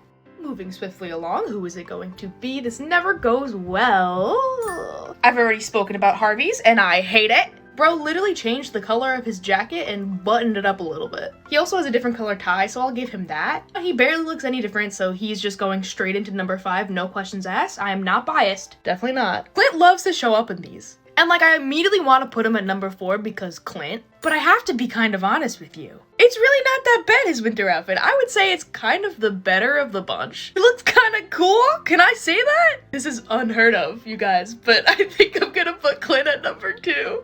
We will will just forget I ever did that, and we will move swiftly along to Caroline, mommy. I love her, but I really do not like her winter outfit. She looks like she's wearing a dad sweater. I really don't like it. It's kind of crazy that she's gonna be below Clint, but we're gonna have to put her at number 4. There's no other option. And the actual grand finale, who is getting the number 1 spot? Not Squilliam, fancy son. Rating the Stardew villagers, but when I place them, I can't move them. Let's go. Literally every single one of these filters is broken, so we have to use this one, but I love doing these so much, and absolutely not. We all know how grubby and gross and disgusting Clint is, but this portrait is kind of making me... No, I can't even say that. I can't even say it with a straight face. So portrait aside, knowing what type of person he is, we're gonna have to put him at number 5. Like, there's nowhere else he can go. Next up, who is going to be our next person in these rankings? Jody, mommy. Jody really is a safe bet. I feel like I could put her either middle of the road or pretty high and still be safe with the rest of this list. She also does have childbearing hips. So honestly, I'm gonna put her at number 3. She's a very, very, very safe middle. And of course, our next culprit is going to be... Leah! Oh my god, she looks so cute. I'm always hopeful that the number 1 spot will be someone really, really good, so we can't put her there yet. Even though that sculpture of hers is really, really ugly, I think I'm gonna slide her in at number 2. That's what she deserves. Not 1, but number 2. We have 2 spots left, number 4 and number 1. Bro looks like Megamind in this filter. No, we are not putting him at number 1, so I guess the number 4 spot was pretty good for him. He's definitely better than Clint, maybe. Our last person automatically defaults at number 1, so it's gotta be... I don't know why Clint thinks he could be put anywhere near the top, but who is our actual... Of course, always baby girl Haley. Irrational Stardew things that just make sense. Blue chests are for fish, purple is for minerals and other mine stuff, green is for foraging and farming, and pink is for tools and other miscellaneous goods. I'm right, and let me tell you, you're probably wrong. There are certain rock shapes that just look like they'd have a ladder under them. Like, I swear to God, this is a ladder rock, and this one is a rock. I will take no further questions. Putting your silo anywhere but to the left of your farmhouse is a cardinal sin that deserves divine punishment, and so is not fencing in your animals to let them roam free. What are you, a psychopath? Baby girl Haley is for the girlies, Alex is for the men, and Shane is for no one. Stand up, Shane lovers. And some loved gifts just feel more loved than others. Like Abigail loves both pumpkin and amethyst, but I swear she loves it more when I'm giving her purple rocks to munch on. Haley loves fruit salad, but trust and believe as the number 1 Haley lover, she loves pink cake more. Your daily luck does not affect how many fishing hits you get, but it always feels like I catch absolutely nothing on bad luck days. Concerned Ape is fooling me because on my good luck days, I swear the fish don't stop coming. On top of that, this rock right here, the Lonely Rock, is nothing special, but casting my line at it just feels right. When I fish there, it's like the fish wanna be caught. I married Gojo in Stardew Valley. And oh yeah, I made him my horse. I came across this intriguing scroll the other day. No hello, I'm Gojo. Just, I came across this mysterious scroll the other day. Do you need help, Lumi? Yeah, from you, Gojo. There we go. Oh, you're so big and tall. I could have never done that myself because I'm so little and tiny. What brings you here? I'm gonna be curious about his training. I wanna watch him flex those muscles and shit. I wouldn't mind being watched by a pretty woman. Thank you. I hate the way he winks at me like that. Like, stop the portrait. Bro just domain expansion in the middle of Stardew Valley. Don't worry, I won't use it against you. I mean, you could if you wanted to. Domain expand these. I'm not gonna finish that sentence. Why is he lounging back all nice and I'm just... I look like a biscuit. You want to know a fun story about me and my best friend Suguru Gato? Yeah. Monkey. Lumi, do not kiss me right now. Can I? ... Kiss you? I don't even get a chance to say no. Why does his neck bend like that? He said, Pro Stardew tips that I do not use. Right at the beginning of the game, you do not have access to scarecrows, which means your crops may be at risk of crow attacks prior to reaching level 1 farming. If you plant 15 crops or less, you won't have any crow spawn. But I never really care for this tip. And you might be asking, but why, Lumi? Because I like to live on the edge. Just kidding. I like to plant as much as I can, as well as get that spring crop bundle done as early as I can, which means I'll plant all of Lewis's parsnips, as well as get 2 of the cauliflowers and beans, then dump the rest of that starting gold on potatoes. I might lose a crop or 2, but I'm impatient and don't like waiting for my parsnips to grow to get the scarecrow recipe and plant more than 15 crops. If you care about a potential loss, make sure to stay under 15. A ton of people recommend zooming out your game entirely. Heading to the settings, you can check this box off to have zoom buttons appear right under the game clock, and zooming all the way out can give you many different benefits. You can see more of your surroundings, noticing any forageables that are normally far out of view, or seeing ladders and minerals in the caves much quicker. The plus side is, you're saving a bit of time, as you don't need to walk towards a particular direction to check out the area. The downside?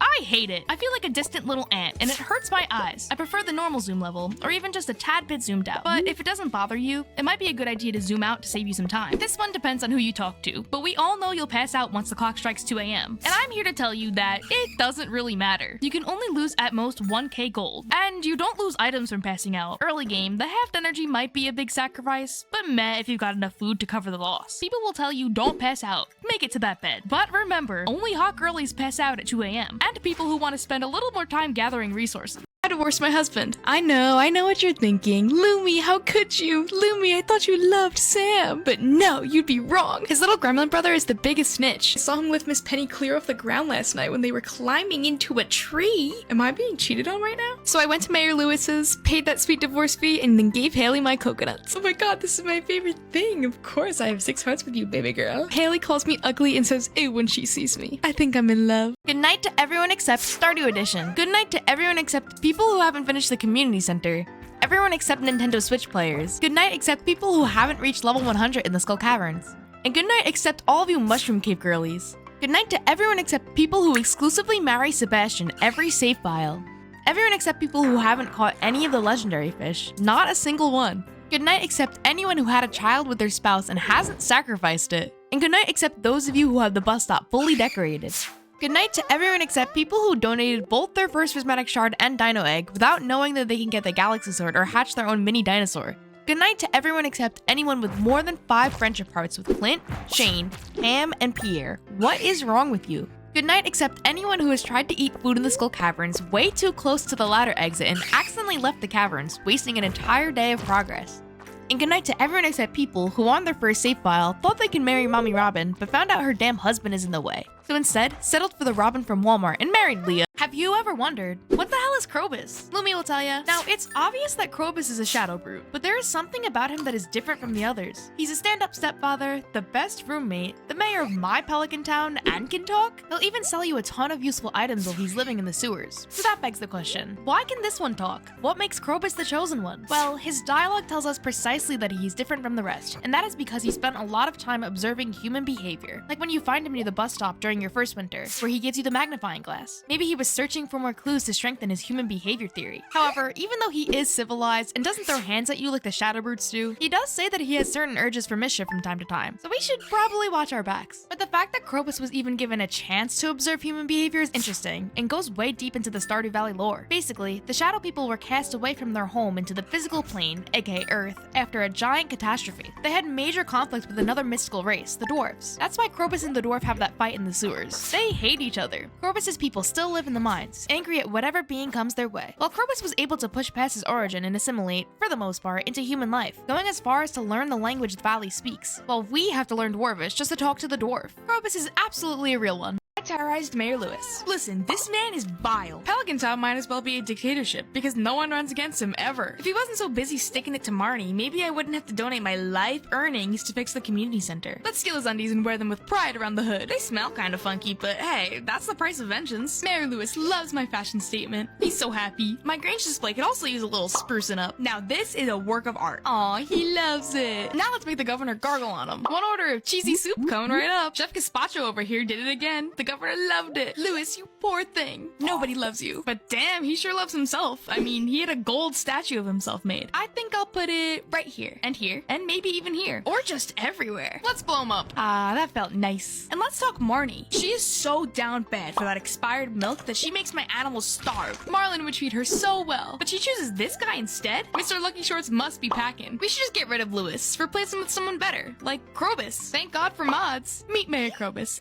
the rightful mayor of Pelican Town. He is so damn cute. things I hate about Stardew Valley. Shane has a redemption arc before you marry him, but during marriage he tells you, I'll just have a couple more beers before bed. Make it make sense. To boot, look at this damn room, it's nasty. Harvey the good doctor can steal your weapons from you when you pass out in the mines. Where the hell does he need my galaxy hammer? Penny, you can't adopt kids with Krobus as a roommate. I want to raise little shadow kids with the little shadow man. There's only a 5% chance each day your partner will ask for a baby, which is nothing. I want to be able to sacrifice my youngins more often. Whenever my spouse tells me they watered my crops or fed the chickens when I have both sprinklers and auto feeders. Do something useful, Sam. I can't marry the MILF Brigade. Caroline, Jody, Robin, leave your men and stop by my farm. I'll treat you right. You need the wedding ring recipe to marry another player in co-op. Let me marry my boyfriend without wasting a prismatic shard. Divorce is 50,000 gold. How can I marry everyone if I gotta break the bank giving Lewis my divorce money? The fact that you cannot center align these damn rugs. Why is this a thing? Please let me make my house pretty. The entirety of the volcano mines. You've got the flamey boys, the even flamier boys, and this guy that shoots flames at you. Ginger Island is a death sentence. What do you hate? The telephone in Stardew Valley has a ton of secret dialogue that a lot of you have never seen. Here are my favorite phone calls. To start, you can get the telephone from Robin's for 2k gold. Normally, it's only used for checking store hours in the valley. And a lot of us, by the time we have money to spare, don't even bother with the phone. But sometimes the calls come to you. For example, remember this strange bear that you gave maple syrup? Well, he somehow calls you without thumbs. He says, sniff sniff, ooh, is that you? I have some of that good sauce still, friend. Just wanted to thank you. It is so damn wholesome and can only happen if you've given them maple syrup and received bear's knowledge. Another phone call you can receive has a strange but necessary condition to trigger. You have to sacrifice your child. It's the only way. After doing so, you'll receive a call from an unknown number, where an otherworldly voice speaks to you, a string of letters that spell out, you have forsaken us. Nothing else happens. You'll just be incessantly haunted by your dismissed children occasionally. No biggie. Otherworldly beings aside, you actually get calls from real humans. Firstly, Lewis, who asks how life on the farm is going. You can even tease him by telling him you know his secret, to which he pretends the phone call dropped. Pierre will also call you to gas up his seeds to you and thank you for your business. But my personal favorite call comes from grubby little Vincent. He will literally just say, hello,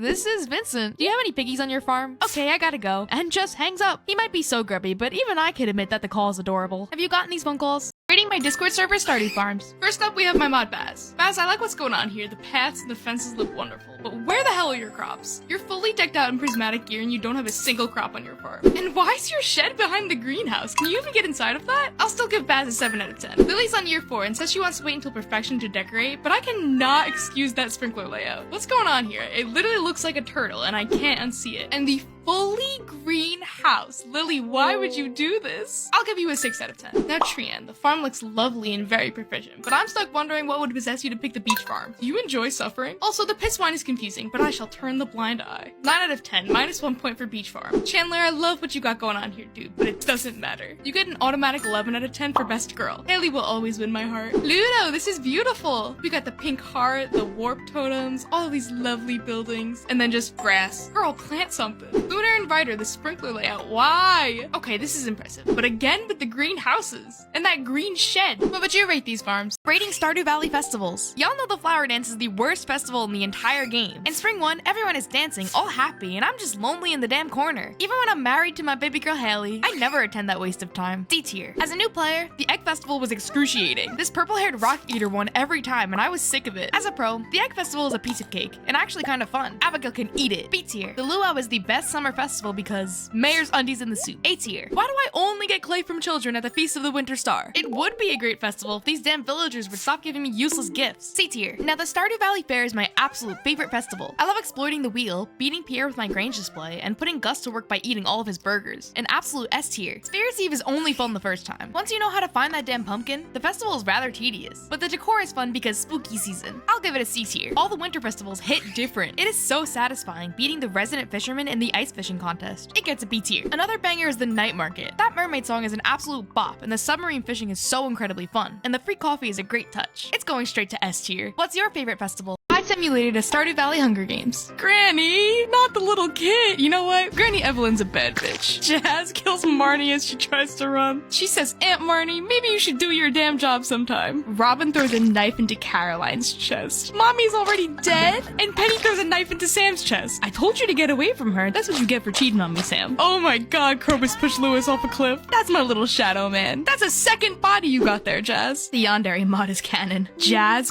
quietly hums. Now that is the creepiest fucking thing ever, I'm telling you. George spears Alex in the abdomen. In the wheelchair with the wheels. Evelyn and Shane hold hands. Get it, Granny? That's my granny right there. Oh my god, this is like her fifth body. Jazz is collecting them. Oh, this would be canon. He would just wheel right off. Jazz, relax. Let's go, Jazz. This is the only good thing you've done. Nobody lived. Nobody. All because of Jazz. 7 people. She ended 7 people. That is my girl. These are the most useless things in Stardew Valley. To start, children. Sacrifice them to the gods. Now we've got to talk about this golden clock. The wizard sells it to you for a whopping 10 million gold, all for it to just keep debris off your farm and buff your damn fences. By the time you even unlock the wizard shop, your farm will probably already be jam-packed. You don't gotta worry about debris. The zero decay fences are nice, but not 10 million gold nice. Plus, it's ugly. If you're ever contemplating about which animal is for you, never even think about going for sheep. Literally all they do is drop wool. Could be nice for some very passive income, but why would you choose a sheep over a rabbit? The rabbits drop both wool and rabbit's feet, which is a universal love, aside from Satan over here. You can make a case for all of the other animals, but the sheep are overpowered by rabbits. This might be an unpopular opinion. I know some of y'all love these, but I think fish ponds are a waste of time. 1 or 2 might be nice, but you should never go crazy with these. They will absolutely waste space on your farm. And some of the fish are needy as hell, wanting high value items often just to produce you a singular fish row. And of course, literally who in their right mind uses the mill? It is so cheap to build, but I promise you it is just useless. It could be nice for some endgame cooking, but I'm usually too damn rich. I can just head to Pierre's for any ingredient I would need. Not to mention, you actually have to grow beets, wheat, and rice somewhere on the farm to use the mill, wasting precious space that would be better for many other things. What do you think is useless? These are the worst farm types in Stardew Valley, and why you should avoid them. Let's start with the wilderness farm. Now you might be thinking, but Lummi, the monsters. And yeah, those are cool and all, but there is this giant pond right dead smack in the middle of the farm, making for such an awkward crop layout. This protruding cliff doesn't help either, limiting the land even more. It's not that the land is lacking, there's plenty of space to do what you gotta do. It's just you can't really get a satisfying chunk of land. Plus, picture this. You're rushing home from the Skull Caverns before the clock hits 2 a.m. You get on your farm and all of a sudden are swarmed by monsters. That would actually suck. Then we have the hilltop farm, which is aesthetically pleasing, but where the hell are you supposed to put anything? There's absolutely no room for any buildings like coops and barns, sheds, or even damn fish ponds. Never mind finding the room to efficiently farm on a large scale. The farm's calling card is its mining quarry, which is lackluster and nothing compared to the quarry that everyone gets no matter what farm type they choose. So if the hilltop quarry sucks, what about the humongous river flowing between it? Surely you'll be able to make a ton of money off of fishing. Wrong. You have a 50% chance to catch a fish in the river, and the other 50% is trash. Literal trash. Now, regarding the Riverland farm, I'll probably be a bit biased here, but I'll never understand the advantage of more fishing space, especially since we've got plenty of water around the valley for you to fish in. You might be able to catch a few more fish since the water is right at your front doorstep. But just use a damn warp totem. What's your favorite farm? Things I hate about Stardew Valley. The resident alcoholic both drives our bus and doesn't get there until 10 o'clock.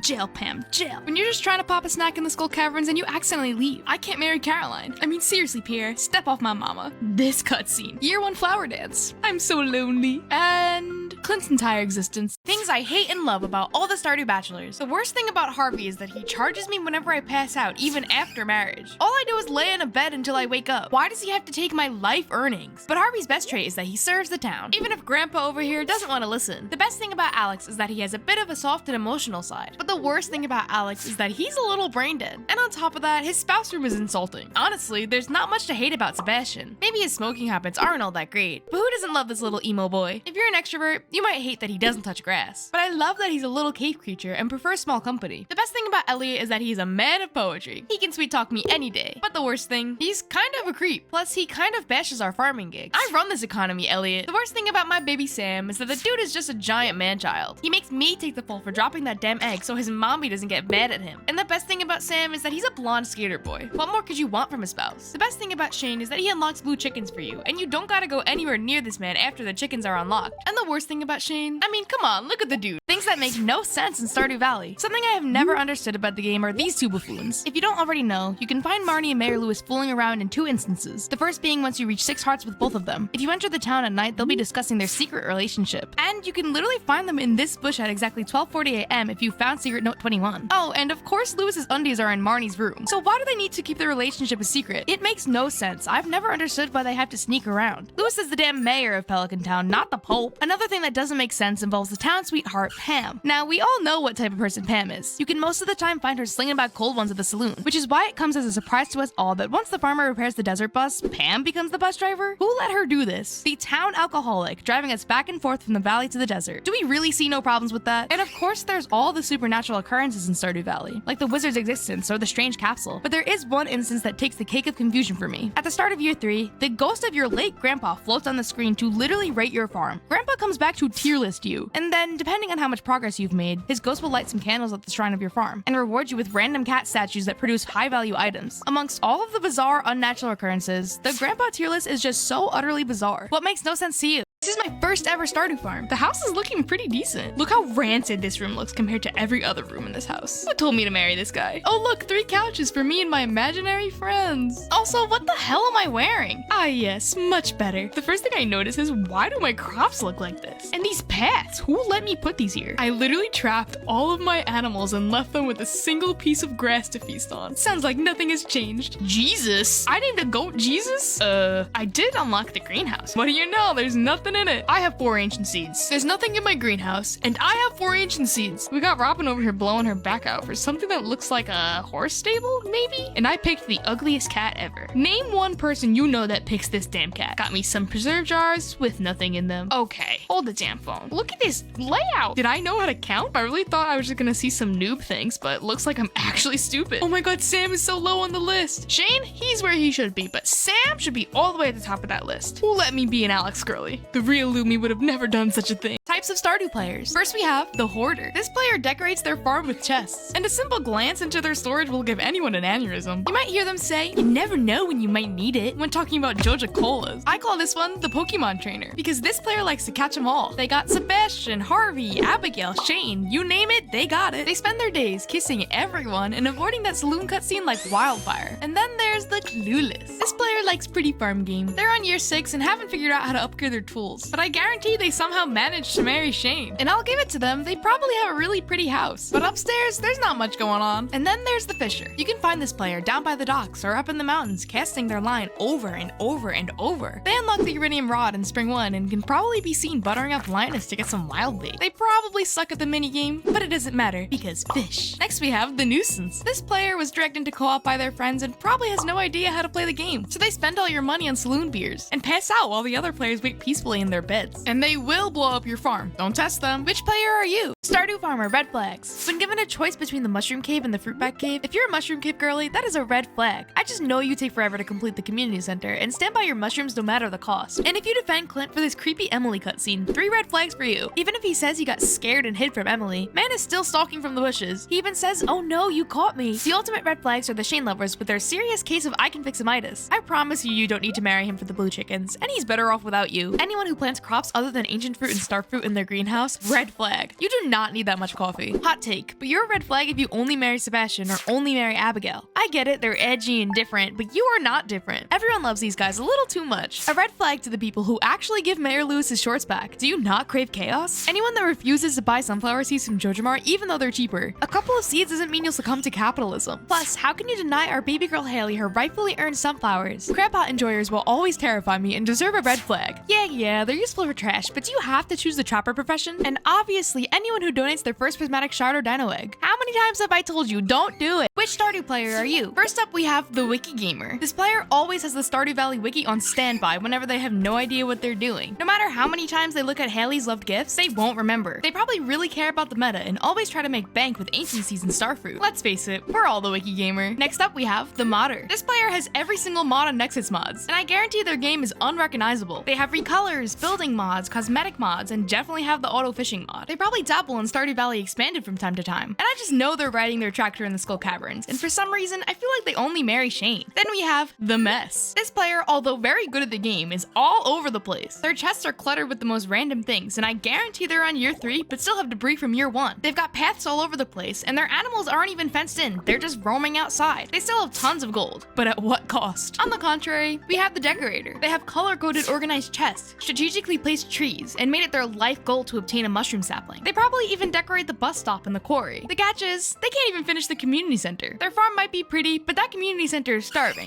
First we have Minecraft Steve, and I would wipe the floor with this guy. He's a nice guy, but I sure ain't a nice girl. Straight to destruction, Clint. I'd bury him with the pickaxe he made for me. For some reason, I feel like Grandpa would pull out all the stops. He'd run my feet over with his wheels or something. But all I need is a needle to pop those tires, and I'd beat him. Aw, I can never hurt this innocent little destruction. With Haley, it would be a battle of claws and hair pulls. I'd snatch that weave right off her head, though. I'm sure of it. I'd beat her. And this guy, I feel like, eats nails for breakfast. I mean, he literally sends bombs to my damn mailbox. I'd definitely lose this battle. They say you should never hit a man with glasses, but Harvey is the exception. He's going straight in destruction. Doesn't even stand a chance. And Linus, I'm kind of shaking in my boots thinking about it. He would throw a man-made spear right into my chest. I wouldn't stand a chance. Caroline, slay me, mommy. With Home Depot lesbian, it's gonna be a pretty fair fight. Ultimately, Robin would have the advantage. Look at those guns. Jazz, I'm kind of terrified of her. She might look cute, but never trust a child with a bow in her hair. I'm thinking I'd lose. Sam, baby, you're the love of my life. But boy, I would smack you around. Even with your own guitar, campfire song style. I'd destroy him. I challenged my brother to a Stardew Valley quiz. The last one, it's called Mr. Cheese Blessing. Who is Mr. Cheese? You've never met Mr. Cheese? No. You're gonna have a hard time with this quiz then. Which of these does Shane love?